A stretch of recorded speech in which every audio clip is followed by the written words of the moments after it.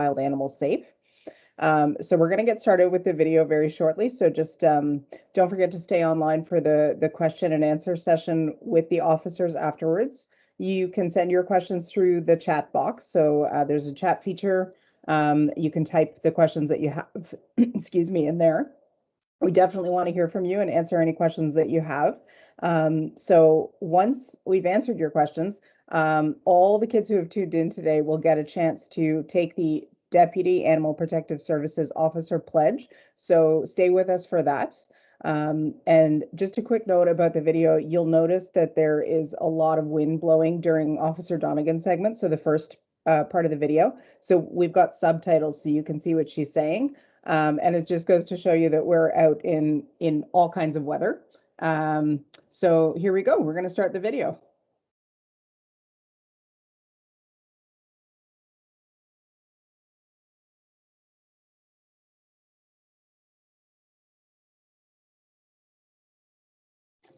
Just bear with me while I pull it up here.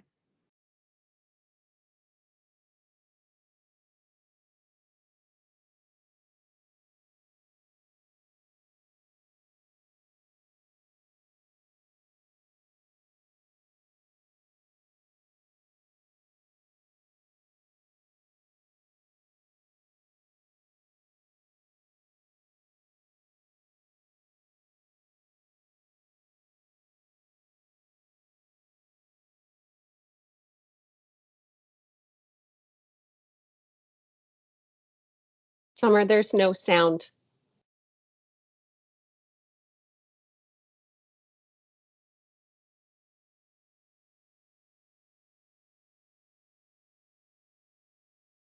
Thank you, Angel. Let me reshare that. I know what happened. I apologize.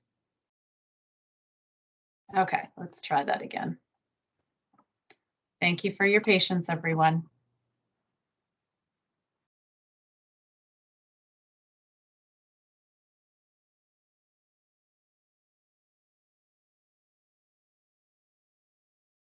My name is Caitlin. I'm an APS officer here at the Oakville Milton Humane Society. I'm just starting my shift for the evenings tonight, and before we get out on the road, I just wanted to take a look at the van and make sure that we have everything for the shift. In the back here, we always have a lot of boxes here for the wildlife, so if we have any ducks, rabbits, or geese, we put them in this box here. There's just no bars or anything, so they can't harm themselves when they're in the box. In this larger kennel here, this is where we put a coyote if we were to catch one. On this side of the van is just where we keep our domestic animals, so any cats or dogs that we pick up would go on the side here. So we have two large dog kennels just here, and then we have two smaller cat kennels at the top, so if we had a cat, they wouldn't stay up there during the ride. We'd take them down and just set them a little bit closer, so there's less bouncing in there for them. We do have some extra leashes here for any stray dogs that we come across, a first aid kit, some wire cutters and poop bags, and then some jump cables there as well, if you ever need them. So we just got a phone call for a 10 to 50 raccoon, which means that there's a raccoon in distress out in Oakville. So according to my call here, it's been stuck in a storage container for 3 days and is unable to climb out on its own. So we'll get out there and take a look and assess the situation and hopefully get them out safely and have them on their way for the night. So one of our biggest challenges, I guess, with APS is that it's very fast-paced every single day. We have constant calls that come through. We have to just kind of stay on top of everything and make sure that we're all organized, we're all communicating properly with each other, and making sure that the calls are being assessed in a timely fashion. So if the public ever sees us out on the road doing our patrols or responding to a call, of course they can always come over and ask questions, but it's best to give us a lot of space in order to make sure we're doing our jobs properly and safely. We're always happy to talk with you after, but if we're in the middle of a situation with especially a wild animal, we do want you to keep your distance and just make sure that you're safe as well. And if you have any questions, we can certainly go over that at the end before we drive off. We're always happy to answer any questions for you guys. If you ever have any concerns about wildlife in your neighborhood, you can certainly give us a call. If there's ever a stray dog roaming around without an owner nearby or simply is off leash, you can certainly give us a call as well, and we can go and assess that situation.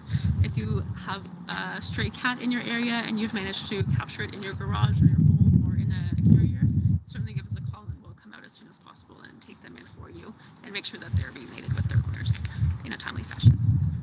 So whenever we get an email with the information for the animal, there's always the address in there. So I just have to copy paste that into Google Maps so I can get there the fastest way.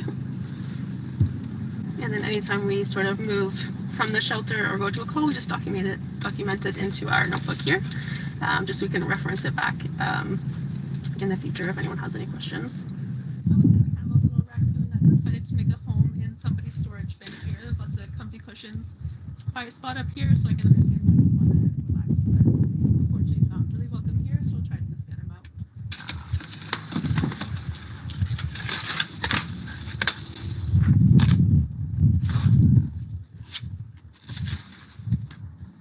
So raccoons are pretty territorial. There's always lots of growling and snarling here, but I can see that there's a baby inside of this bin, so there's not something that we want to take the mom away from the babies or anything like that, but we do want her to feel uncomfortable so that she'll move her own babies.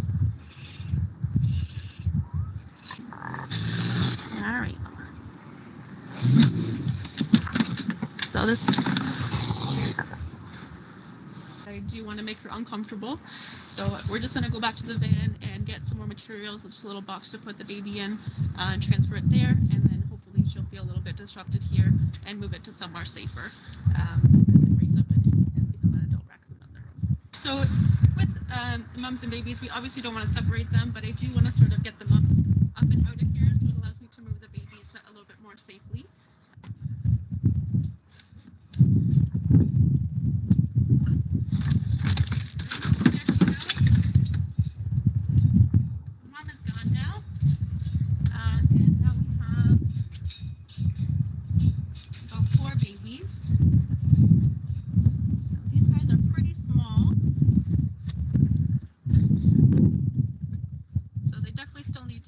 Mom and get her nutrients and have her protection and teach them how to be raccoons. So I'm just going to move these guys.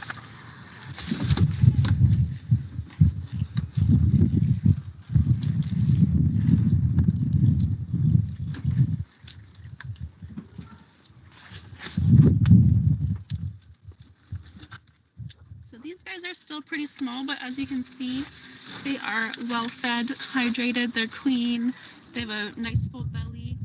So mom is taking really excellent care of them. We don't want to have them separated, and we want to keep them together as much as possible.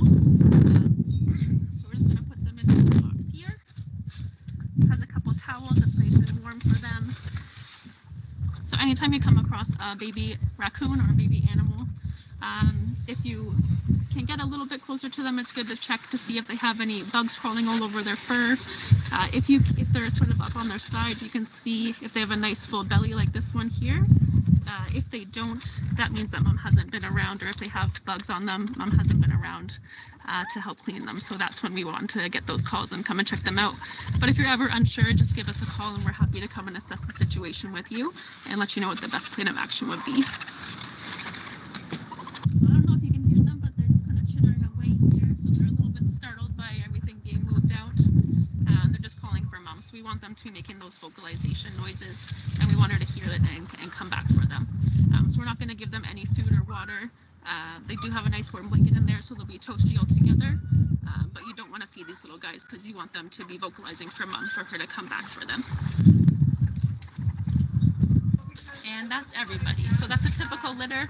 There's usually about 4 or 5. So I'm happy that they're all together today and we can keep them that way.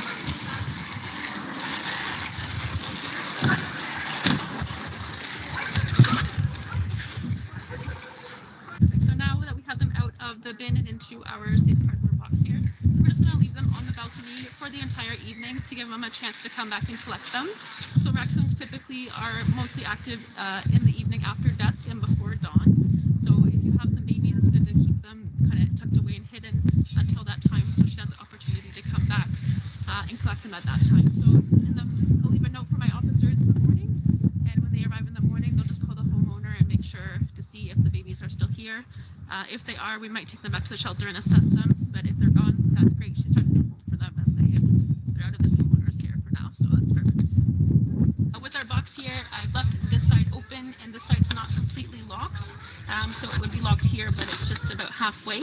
So when mom comes back to check on them, she can just push down on the box here, and it easily separates, and she can get into the bin and get her babies out safely.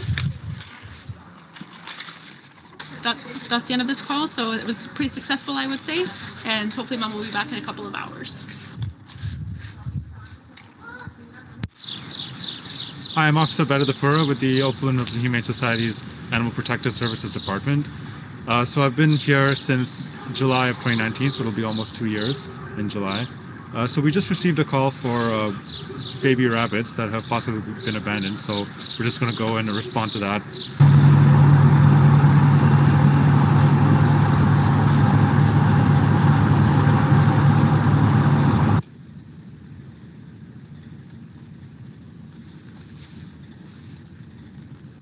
Okay, so we've just reached the location of the baby rabbits, so just getting my gloves on.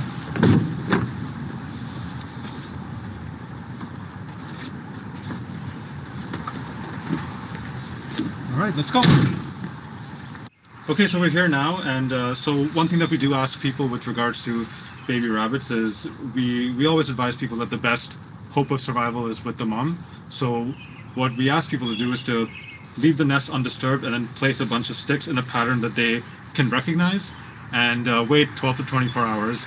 If the pattern of sticks has been disturbed, then we can be pretty certain that the mom has come back and has moved the sticks out of the way to nurse her babies. If they remained undisturbed, we can be fairly certain after, especially 24 hours, that that mom is now coming back, and then it is time for us to intervene.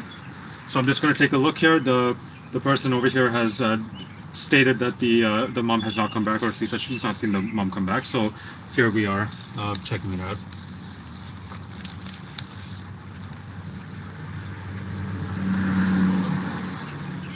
Yeah. Oh, there they are. Okay.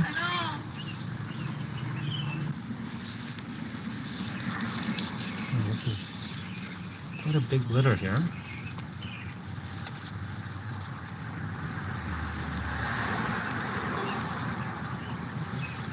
So one of the reasons why I'm meticulously going through one at a time is I'm just checking to make sure that none of them have any obvious injuries or signs of illness. They all look pretty good right now. They're all active, moving around, responsive to my touching, and still fairly hydrated. So I think these guys will be a good candidate for rehabilitation.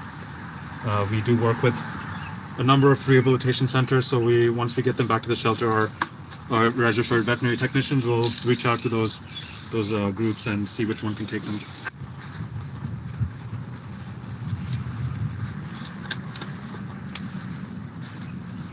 So I've just gone through all of these guys to make sure that there's no signs or visible signs of injury, and they all look pretty good. They're all pretty well hydrated, and I think that they're a good candidate for rehabilitation. Although, just to be sure, we're going to take them back to the shelter, have one of our registered veterinary technicians take a look at them. They are the experts, and they will be in contact with one of the many wildlife rehabilitation centers that we work with, and hopefully we can get them today. In fact, we usually are able to do it within the day or within the next day, get them put to the care that they need. So we received another call for a deceased animal on the side of the road, and I think I see it up there, so we'll take a look. I'm going to turn my directional lights on to safely indicate to the driver behind me that I will be stopping in the middle of the road here. So it is springtime now, which means that there is an increase in volume of all kinds of calls, including, unfortunately, dead animal calls. And that is something that we do respond to. So if you ever see our vehicles on the side of the road there with the hazards on, you know that that's probably what we're doing. And if you could just give us the space to safely be able to get the animal off the road, we can keep the town of Oakville a clean city for everyone. And I like to think as well that it gets the animal off the road to prevent other animals from trying to scavenge, and hopefully they won't get hit either. So I think that it's a pretty good service that we offer with that, and I hope to keep doing it.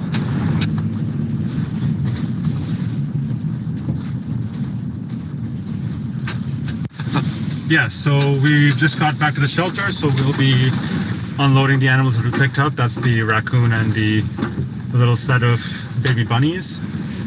So when we bring animals back to the shelter, every time we bring animals back to the shelter, whether it's wildlife, deceased, alive, found dog, anything like that, we gotta do a receipt. So I'm just gonna grab a receipt from my for my bag in the back there. Okay, so I'm just writing up the receipts for our animals.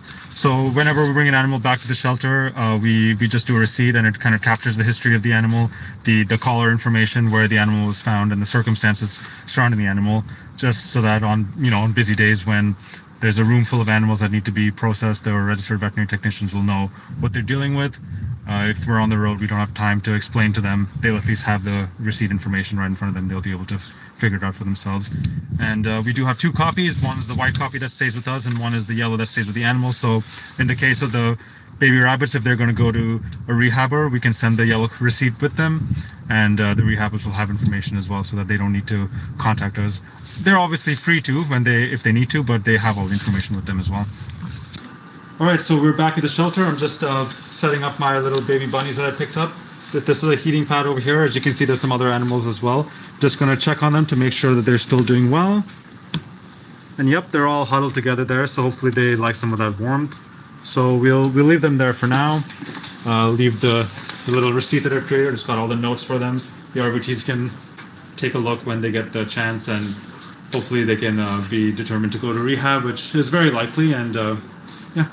Okay, so for our raccoon that we picked up, we're gonna put him in one of the freezers here. As you can notice, there are a couple of them, but he's going in a special freezer just because raccoons are considered to be a rabies vector species. So they do require to be tested for rabies, and so the Ministry of Natural Resources and Forestry, they're the ones to do the testing. And if it is determined to be a rabies positive species, they will let us know, and then assuming that there was some kind of contact from the member of the public who called it in, we can also liaise with them and let them know as well that they were in contact with a rabies positive raccoon, and it's their determination if they want to contact public health to make sure that they're doing okay. Okay, so we're back in the office now following the pickup of the deceased raccoon and the baby bunnies there. So for the rest of the afternoon, I won't be doing as many of these on the road calls. I'll be doing some bylaw related calls, and that is actually a part of the duties of an Animal Protective Services officer, is enforcing the animal control bylaw. So when you see us out there in the public, we're either doing those kinds of rescue wildlife calls or picking up a dog running at large, but we also could be doing a bylaw enforcement. And that can include things like ensuring leash compliance, or it could be investigating a dog bite incident, or it could even be enforcing the standards of care provisions. And that is also a way in how we protect animals, is we ensure that they get the care that they deserve and make sure that owners are in compliance with all of those provisions. So with regards to standards of care, what that means is there are provisions within our bylaw that just are there for the benefit of the animals, such as ensuring that they have access to food and water, shelter from the environment, including especially inclement weather like very cold or very hot temperatures, also making sure that they get the adequate veterinary care that they require. These are the kinds of things that we ensure that animals are getting, and if there's ever a concern that is brought forward to us, we always investigate and make sure that that is the case. So one of the biggest challenges I've found with working here, as much as I love this job, is that any conversation surrounding prohibited animals, it's always a bit difficult, because it's the kind of conversation where you approach these people and they've obviously made a bond with this animal, and there has to be a conversation about why they can't have them or can't keep them due to the various regulations surrounding animal ownership.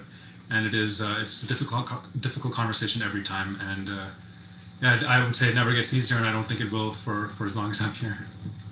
So earlier this morning, I was out on the road responding to calls. However, a large part of my job is also public education, both on the wildlife side. So for example, if a member of the public calls because they found baby wildlife, I can advise them on what to do, and the enforcement side. So enforcement, the main goal is always compliance, and that can often be achieved with just education. So for example, with leash laws, to let people know that unless they're on private property or in a designated off-leash zone, that their dog must be on leash at all times. Standards of care, so for example, that someone can keep their dog outdoors, but there's specific provisions that need to be met for them to be allowed to do so. And even the types of animals that people are allowed to keep. And that can be a difficult conversation at times, but ultimately those rules were created for the benefit of the animals, and that's why we do the work that we do. I think that one of the best ways that members of the public can help us out is, in my personal experience, I've found when it comes to animals, either a dog running at large or some kind of distressed wildlife, like oftentimes like a skunk with a cup stuck in its head or something like that, the biggest help is staying with the animal if possible, because depending on where we are in the town of Oakville or sometimes even Milton, it could take us up to half an hour to 45 minutes to respond to a call. So having someone keeping an eye on the animal's movements that they have reported can be a huge boon to us, as you know, where they have been reported may not be where they are when we finally show up. So having someone following and giving us updates as to the location of that animal is one of the biggest helps that anyone can give us. I think it's important to know that when you see officers out there picking up animals, whether it's domestic or wildlife, and we bring them back to the shelter, we want people to know that every animal is treated like an individual. Its circumstances are unique, and they are assessed by a registered veterinary technician or a veterinarian, depending on the species. And we also liaise with wildlife rehabilitation centers, because what we want is for the animal to receive the best possible care and have the best possible outcome.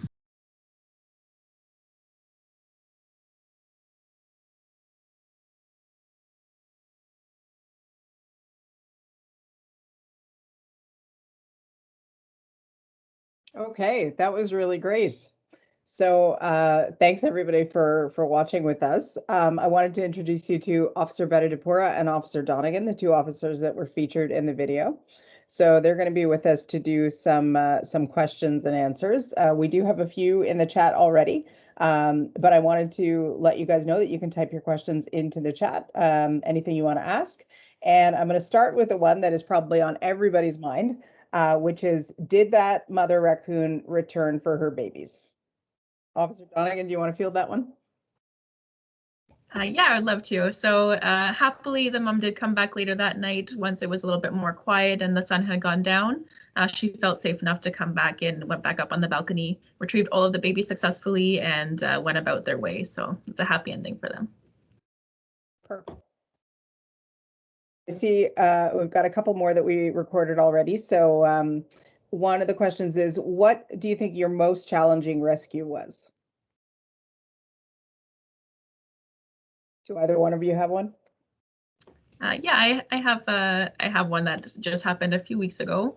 So it was out in Milton, and a female duck decided to lay her eggs on a second floor balcony. So about half of the ducklings hatched. They were in a planter as well. So she got the ones that hatched out of the planter, and they shuffled over to their neighbor's balcony, where a few of the ducklings unfortunately fell off onto the ground. They were safe and unharmed, but then the remaining eggs were left unattended by the mom. So the caller, before I arrived, had collected all the babies that had fallen, brought them back up to the second floor balcony. One of the babies fell between the deck on the balcony underneath the floorboard, so that was challenging to rescue them from there. But using the help of the homeowner and another officer, we were able to lift the floorboard with the homeowner's assistance, retrieve that little baby, reunite them with the mom, and then we were able to retrieve them off the balcony down onto the ground, where luckily there was a pond nearby, and we just walked her down, and were basically just controlling traffic so they didn't get hit, and they all were able to swim off to safety. That's great. I see we have one that just entered the chat. So this is from Teal and Sarah. From Brooklyn and Sloan. What is your favorite rescue? Do either one of you have a favorite that you remember? Yeah, so I had a favorite rescue, and I would also view this as one of my most difficult rescues. It was a possum on the highway on the leftmost lane, which is the fastest lane of traffic.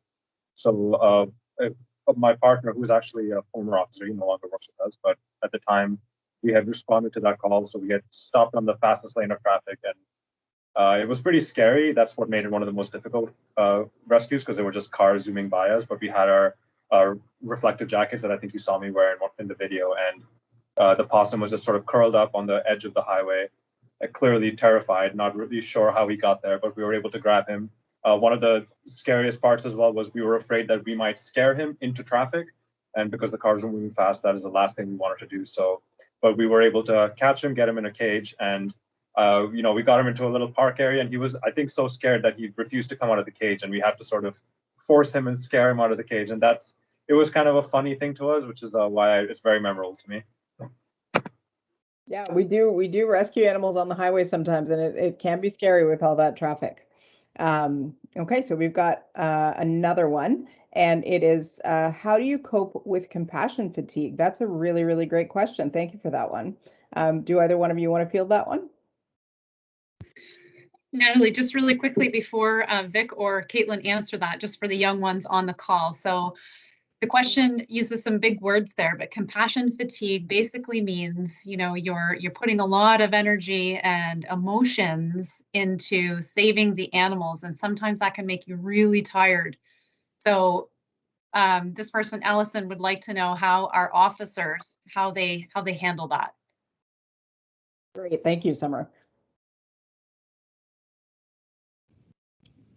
Yeah, that's a very important question, and I really thank you for asking it as well. But for me, I find that the most helpful thing, though we do deal with some very sad situations, there's also a lot of very happy days that we have as well. So whenever we have a stray dog or a lost dog and we bring it back to the shelter and they get reunited within 12 to 24 hours or even a little bit longer, as long as they're getting reunited, I really hang on to that feeling of seeing how grateful that owner is to have their pet back safely and healthy. I just really appreciate and enjoy when we go to those calls with the baby wildlife when they're usually happy and healthy. We just need to relocate them. That's a big boost for us as well. And we are a really close-knit team. So we always, at the end of the day, if we had a hard day, we can talk to each other and just explain how we're feeling, and we can bounce ideas off of each other. And we always just build each other back up. So no matter how bad the day is, it does come to an end, and we can always talk it out with our team and just make sure we're all doing okay before we go home. That's great, thank you. Vic, do you have anything you want to add to that, or? I was going to say, I think the team is a big part of us dealing with any of the sadness and other negative emotions that may enter our minds. I think, are very open with each other, and we respect each other a lot and respect each other's emotions a lot. So if there's ever a time where I'm feeling down, I can come into that, come even talk to Caitlin and just say, hey, I'm not feeling good about something. Can we just talk it out? And even just that small 10-minute conversation can be a big help. That's great. Thank you for that question. So we have one from Tara D, which is, what happens to an animal that is ineligible for rehabilitation? So that means an animal that that is too sick to be helped.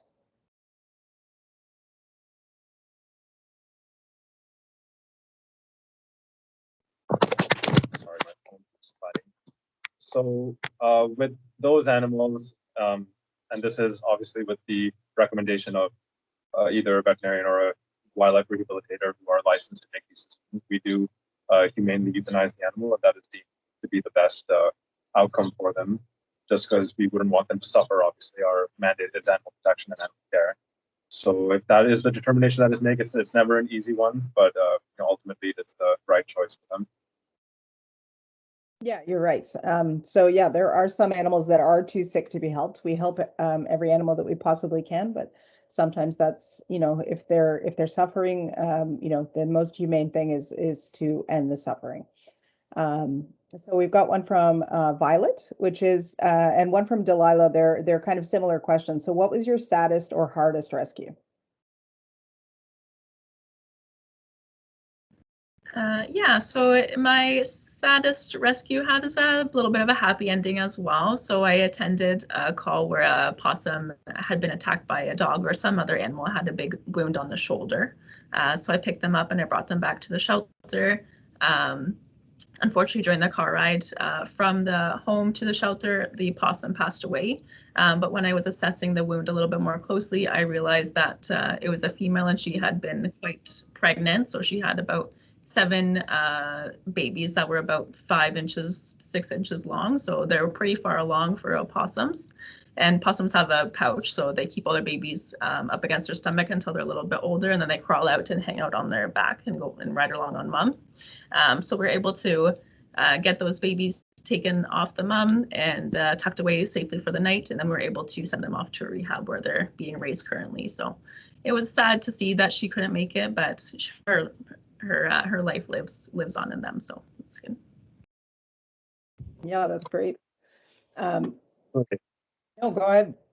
Yeah, I was going to say a very similar, I would say, sad, but with a somewhat happy ending, was a snapping turtle that was it was hit by a car on the 407. and it was quite a traumatic kind of thing that we had come across with myself and an officer who was training at the time, actually, because there was a significant injury to the turtle and it was still alive. So it really hurt us to see this animal like alive and feeling pain. And unfortunately, like the possum as well, it did pass away while we were transporting it.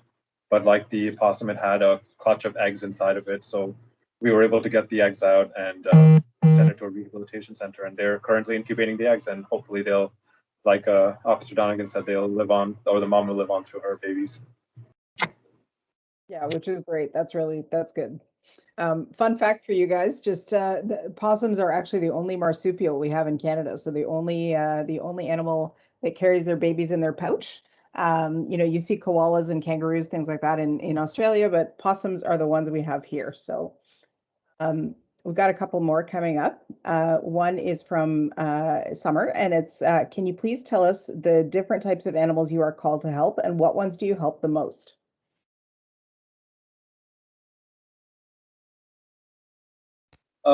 I mean, I guess pretty much any native Ontario wildlife. So turtles, Canadian turtles, snapping turtles, hawks, robins, skunks, raccoons, and obviously the domestic side as well. Like if there's a dog running at large or something like that, we respond to that. Dogs, cats. I would say wildlife-wise, the most common we get are probably like raccoons and robins, I feel. What do you think, Officer Donegan?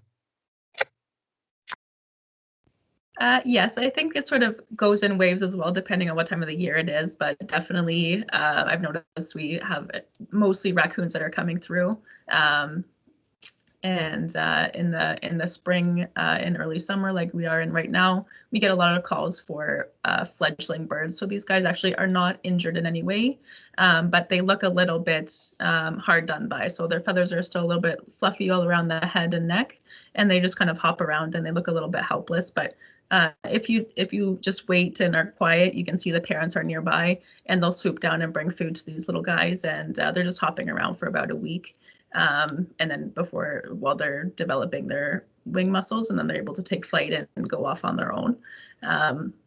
Yeah, I think we get a variety, but mostly raccoons and birds are the most common calls that I've attended. Perfect.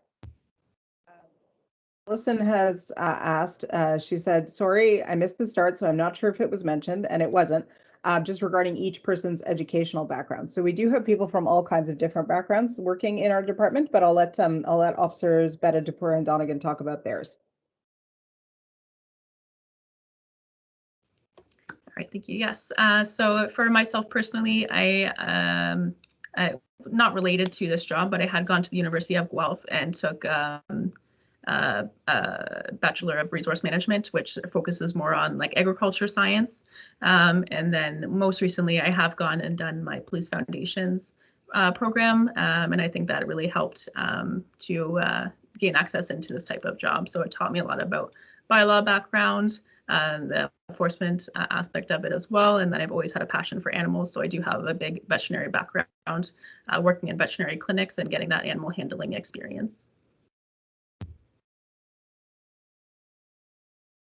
Yeah, I would say that Officer Donegan and I are probably the most similar in terms of educational background, because I also have a Bachelor of Science from University of Guelph, but I took it in animal biology, which focuses, it's more of like a pre-veterinary type course, but I sort of strayed the path of veterinary science. I didn't find it as interesting once I was in university. So then, much like Officer Donegan, I took the Police Foundations course as well, and like she mentioned, it sort of goes over the enforcement procedures and investigative tools that law enforcement personnel use.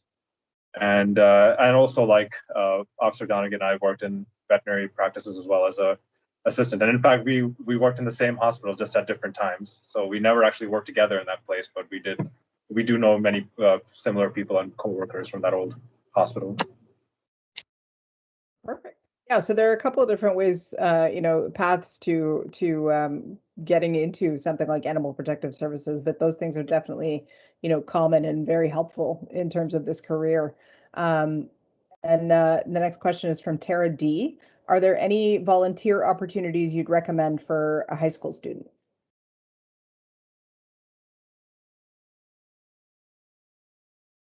Yeah, I mean, I would say volunteering at volunteering at the local humane society or at a local vet clinic. Obviously, the pandemic has made volunteer opportunities scarce, but veterinary clinics are still an emergency service. They're always open. And I think getting your foot in that door is very handy, not only because you get animal handling experience, but you are surrounded by people who have been educated in animal science, and they can impart to you a lot of knowledge that on all kinds of different animals.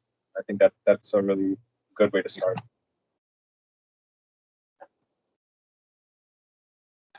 Sorry, excuse me, got something stuck in my throat.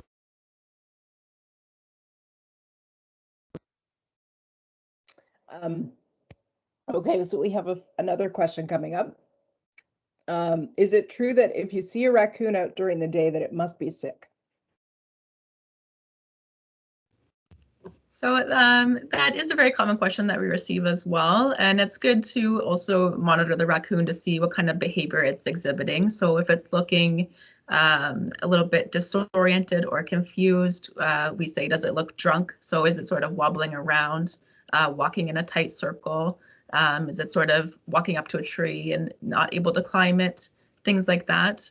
If you do notice those things, that would be considered a sick animal. You'd also notice their fur is a little bit dull. It almost goes like an orangey color, I've noticed. So if you've noticed that, then certainly give us a call and we can go and bring them back to the shelter. But sometimes you might see a new mom raccoon out and about during the day, and she's just trying to find a new spot for her babies. So we want to just make sure, is this animal truly injured or in distress, or is it just sort of out moving from one house to another while it's looking for a place to rest for the day? Yeah, I think a good way to think of it is, it's by itself, a raccoon being out in the daytime is not a good enough conclusion to come to that it's sick. But if it's displaying other behaviors as well, like Officer Donegan mentioned, then, you know, in addition to the fact that it's being outside, then you can start to conclude that it might not be well. Absolutely. Should the public try to help an animal if it appears in trouble or in distress? So with wild animals, we want to keep in mind that they are in fact wild. So it's not like our dogs and cats that are used to us coming and approaching them. They get a little bit freaked out. So if you notice an animal in the middle of the road and it's safe to be in the middle of the road and it's a rabbit or a possum, yes, you can kind of usher them over to the side where they'll be a little bit safer. But we do not recommend that you pick up or handle any of these guys for your own safety. They are often a little bit hyped up with adrenaline. They can bite you, they can scratch you, they can do a lot of damage. And they live in the wild, so they have some bacteria underneath their nails that can be harmful for you as well. So if you notice, like if you have a bird in your backyard or a young rabbit that is on its side, you can put some gloves on and put that into a shoebox, but we don't want to really be handling them too much. But if you want to put them in a safe area until we can be dispatched out and assess them with you, that's the most ideal situation. Yeah. So yeah, the best thing to do if you live in the Oakville and Milton area is to definitely call us if you suspect that an animal might be sick, and we can send an officer out, like the 2 officers, and solve the situation. The question is, for those who have cats, should cats be allowed outdoors? So our bylaw doesn't prohibit a cat from being outdoors, so long as it's within your own property. So the moment it leaves the boundary for property, it is considered at large, and that is not allowed. That being said, we typically like to discourage outdoor cats just because they can interfere with local wildlife. So like Officer Donegan is mentioning, fledgling birds, they're, you know, in their teen years and they're trying to learn to fly, but they can't fly. And they don't have the defenses that an adult bird would. And having a neighborhood cat prey upon it is not the fairest thing, because that neighborhood cat is not a local wildlife that would be there naturally. It is being introduced by a human, so we want to discourage that. And also, you know, we have a lot of coyotes in Oakville, and they are also allowed to exist. They are an animal that is a part of the ecosystem, so we don't want to have our pets clash with with wildlife, whether it's be attacked by wildlife or whether it's them attacking the native wildlife. We want to keep those separate. So while it is technically allowed, so long as they don't leave your property, we still try to discourage as much as possible. Yep, absolutely. We've got a question from Finch and Will, or possibly Will Finch, I'm not sure. How does distemper happen or start? So maybe we could talk a little bit about canine distemper and what happens with animals that get it and what we do.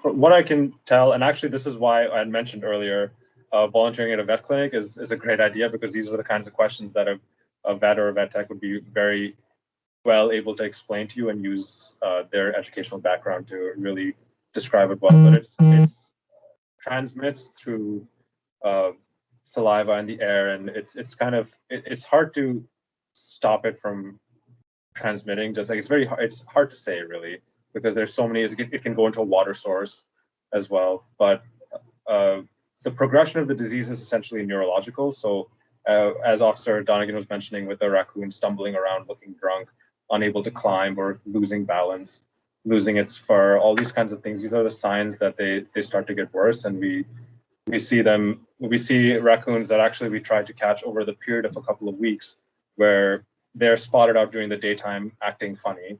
So we'll show up, but they're still able to run away from us or climb a tree or some other form of escape. But as the weeks go by, we keep getting called back because that same raccoon is still acting weird in that area.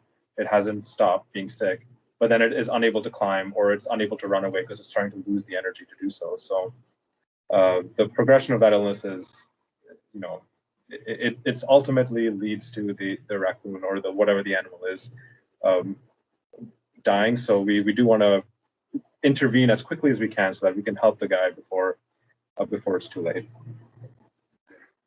Yeah. And also he was suffering. And then Tara said, what exactly is distemper? So it's a virus. It's a virus that mammals get. That's canine distemper. And it does spread just like a virus spreads, as Officer Bennett. It does affect them neurologically. It's very common, especially in raccoons and skunks. And so we do rescue them. There is no cure, unfortunately. So whenever you do see an animal that's behaving oddly and might have signs that it's got distemper, definitely call us. We have 24/7 service for things like that, so we can send an officer out and try and help. So we've got a couple more. I see. Oh, sorry, someone just typed one in.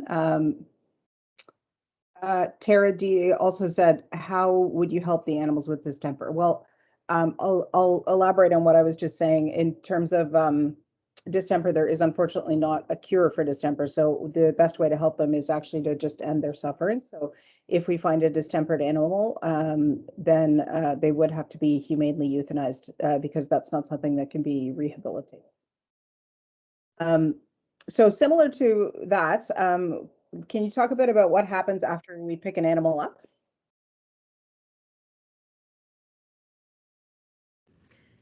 Yeah, so after we pick an animal up, Officer Bedadapura sort of showed it in his side of the video as well. But we bring them back to the shelter as soon as we can, and we have a little receipt that we fill out that has the information of the individual who called it in, where it was found, the behaviors, any other details, any other injuries that you might have noticed. We'll jot that down and make note of it. And then we'll leave one copy with the animal. We have a safe space for them at the shelter where we can set them up with a heating source, and they can sit there and be comfortable while we're getting them sorted.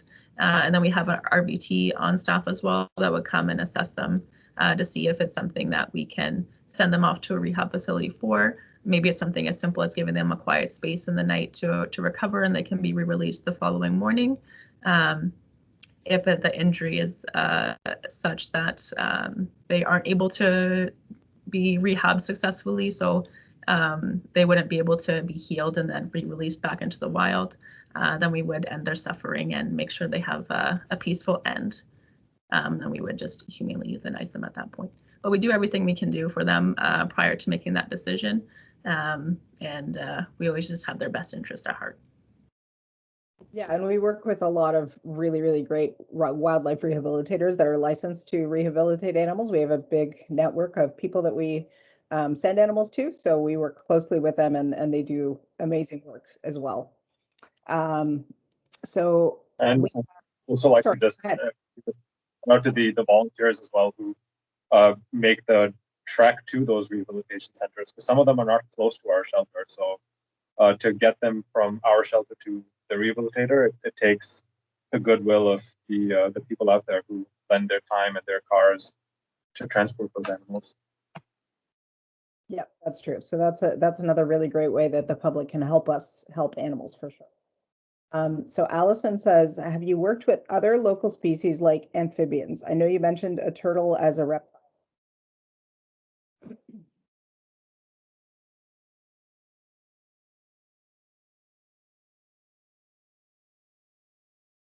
I wouldn't say that I've personally had any species like that.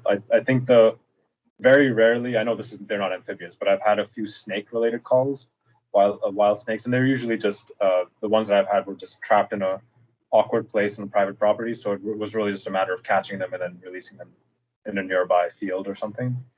But yeah, those sorts of calls for um, amphibians or reptiles are pretty rare, I find. Like we had mentioned earlier, it's mostly birds, like songbirds and raccoons, that seem to be take up the most of our time. Yeah, this time of year we do the most that we get are turtles. We do get turtles this time of year because they're crossing busy roads, and unfortunately they do get hit by cars sometimes. So when we do pick up sort of more exotic species, it is turtles a lot of the time. And Violet says, how will you help them? So I'm not sure if you're talking about animals in general or animals with distemper that we were talking about earlier.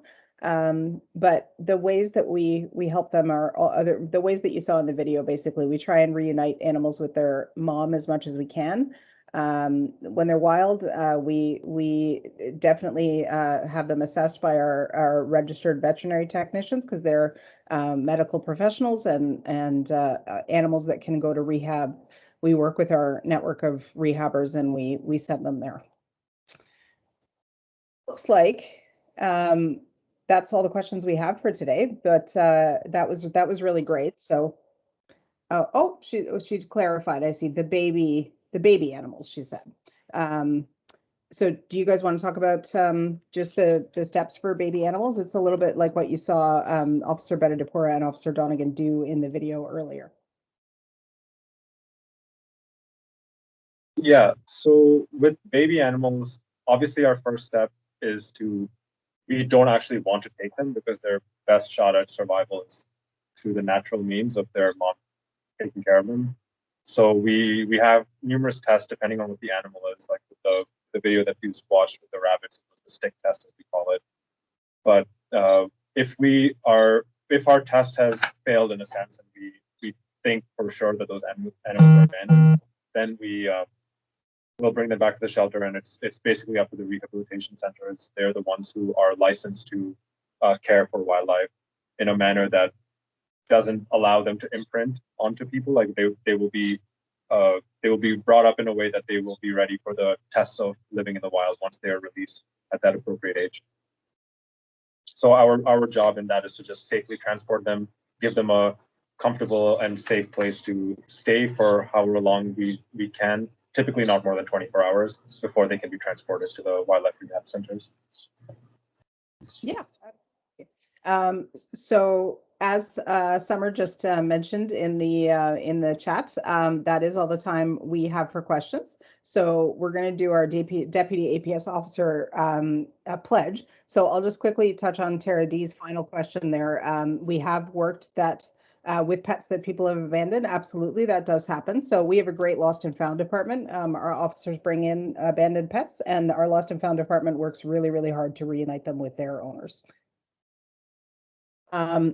So thank you so much, Officer Betadipura and Officer Donegan, for joining us for this. That was really great, and I think everybody learned a lot. So what we're going to do now is we're going to ask all the kids who've tuned in for this to take a really special pledge and join us in protecting animals of all kinds. So it's something that everybody can help with, and it's a really important job for kids in our community to take the pledge to make sure that they're going to do what they can do to help animals as well. So if you guys are ready to become Deputy Animal Protective Services officers, what you can do is you can repeat after me, and we're going to go through a couple of things that you guys will promise to do your part to help animals in the community.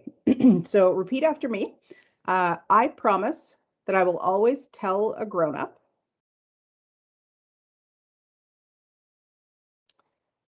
if I see an animal that is hurt or needs help. That's the first one. And the second one is, I promise that I will not touch any baby wild animals. And I promise that I will respect animal habitats and the environment.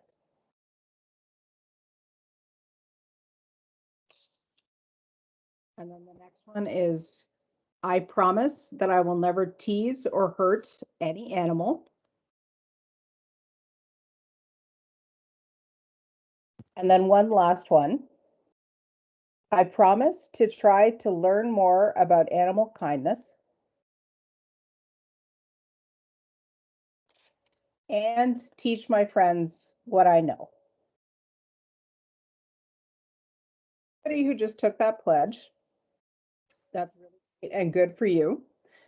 We love to have everybody's help when we're working to keep animals safe. So thank you for being one of our team. And everybody who just took that pledge is actually and registered for the session is actually going to receive their very own Deputy Animal Protective Services Officer certificate via email. So those will be sent out to all of you who just took that pledge. And thank you so much for doing that.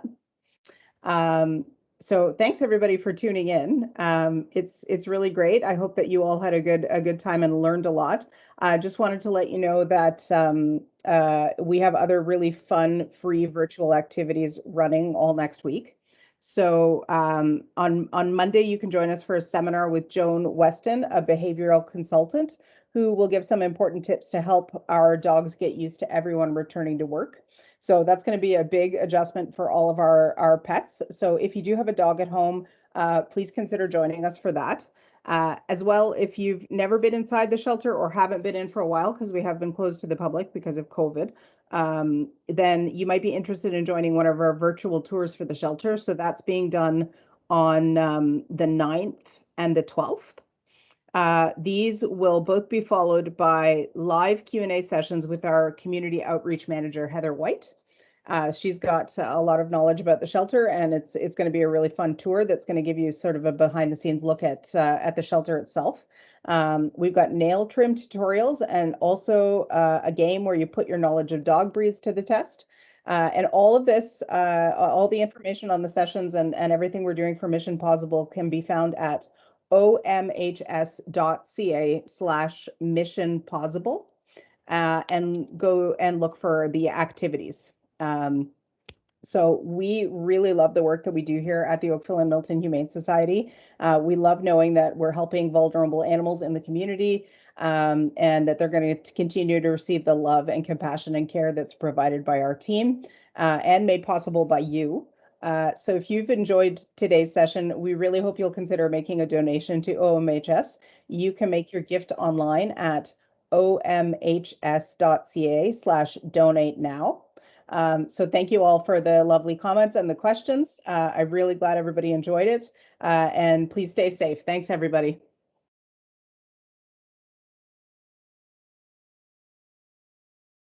Thank you all. Thank you, Natalie. Thank you, Officers Bedadipura and Officer Donegan. It's been a really great session. And thank you all for joining us and for your great questions. We hope to see you all in person soon. Take care and have a great weekend.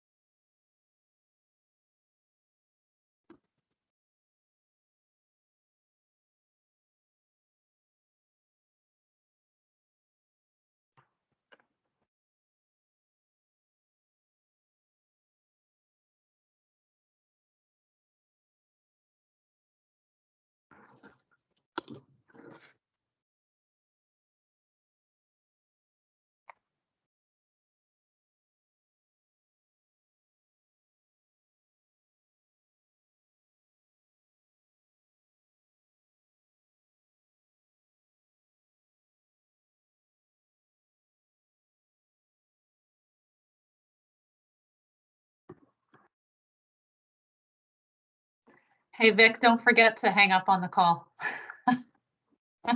It's totally fine.